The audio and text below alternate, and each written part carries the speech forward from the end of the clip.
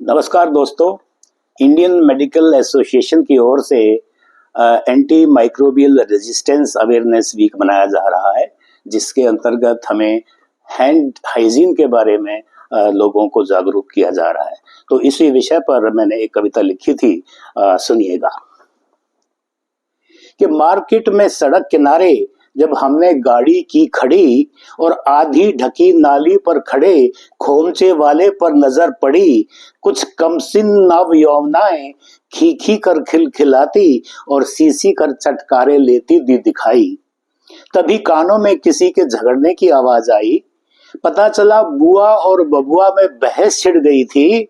बुआ यानी कि ई कोलाई अपनी जिद पर अड़ गई थी। शिगेला रूपी बबुआ को झिड़क रही थी कि भैया चांस खत्म हो गया तेरा, कि भैया अब तो चांस खत्म हो गया तेरा, आज तो ये खूबसूरत शिकार है मेरा।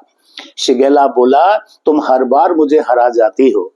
शिगेला बोला तुम हर बार मुझे हरा जाती हो, 4 में से 3 शिकार तो तुम ही मार ले जाती हो।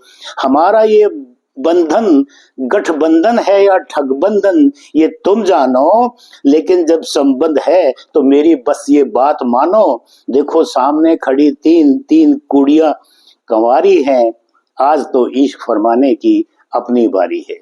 आज तो इश्क फरमाने की अपनी बारी है। खोमचे वाला भी मंद मंद मुस्कुरा रहा था। खोमचे वाला भी मंद मंद मुस्कुरा रहा था। अपने पोछा बने गमछे से हाथ पोंछे जा रहा था। कभी यहाँ कभी वहां जाने कहां कहां खुजलाए जा रहा था, और पट्टा उन्हीं हाथों से गोलगप्पे खिलाए जा रहा था। फिर जैसे ही उसने फिश पॉन्ड जैसे मटके से कल्चर मीडिया निकाला और जरा सा अगार मिलाकर कल्चर प्लेट में डाला, तभी शिकारियों का शोर और ज्यादा आने लगा। जाने कहां से चचा साल्मोनेला आ धमका और बुआ बबुआ को समझाने लगा। बोला देखो तुम दोनों का दम तो 2-4 दिन में निकल जाएगा। तुम दोनों का दम तो 2-4 दिन में निकल जाएगा। इश्क मुझे फरमाने दो, मेरा 3-4 हफ्ते का काम चल जाएगा।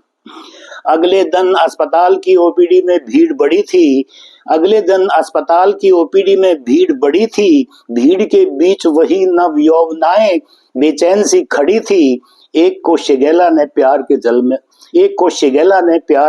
में फंसा लिया था। एक को शिगेला ने प्यार के जाल में फंसा लिया था। दूसरी पर धारा 377 की आड़ में ई कोलाई ने मोहब्बत का जादू चला दिया था।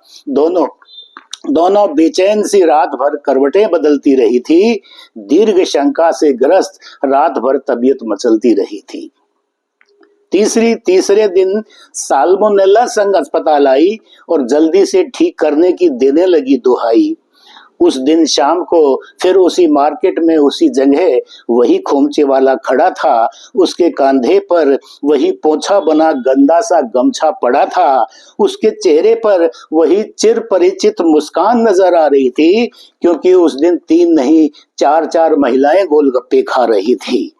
बेशक 145 करोड़ के विकासशील देश में गोलगप्पे खाना भी मजबूरी है, लेकिन हाथों के साथ साथ खाने पीने में स्वच्छता अपनाना भी जरूरी है। और अंतिम पंक्तियां सुनिएगा दोस्तों, कि हाथों की चंद लकीरों में बंद है किस्मत हमारी। हाथों की चंद लकीरों में बंद है किस्मत हमारी। गंदे हाथों की लकीरों में पर बसती है बीमारी। स्वच्छ हो तन मन और स्वच्छ रहे वातावरण। स्वच्छ हो तन मन और स्वच्छ रहे वातावरण। हाथों की स्वच्छता से ही दूर हो मुसीबतें सारी। हाथों की स्वच्छता से ही दूर हो मुसीबतें सारी। बहुत बहुत धन्यवाद।